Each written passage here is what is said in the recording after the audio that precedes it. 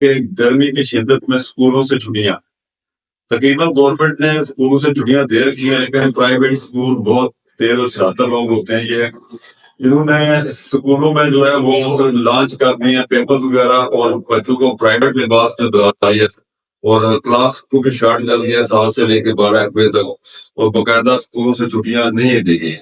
اس طرح یعنی کہ انہوں نے اپنے تعلیمی سلسلے کو کنٹینیو رکھا ہوا ہے. اب بہت سارے ادارے جو ہیں وہ اپنی پوری پراپر ٹائمنگ کے ساتھ چل رہے ہیں.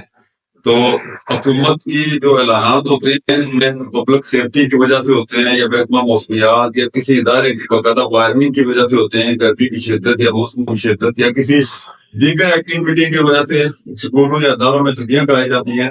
لیکن جب لوگ اس چیز پہ کان نہیں دھرتے تو یہ برا عمل ہوتا ہے، برا فعل ہوتا ہے. باہر جب 28 مئی کی گورنمنٹ نے چھٹی کی تو بہت سارے لوگوں نے اس کی وائلیشن کی ہے.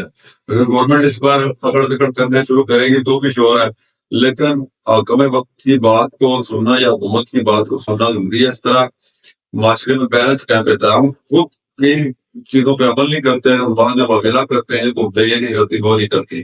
اس لیے حکومتوں کی بات پہ عمل کرنا چاہیے، اور اسی میں بہتری ہوتی ہے، کیونکہ حکومت جو اعلانات کرتی ہے اس کی کوئی نہ کوئی بیک گراؤنڈ ہوتی ہے.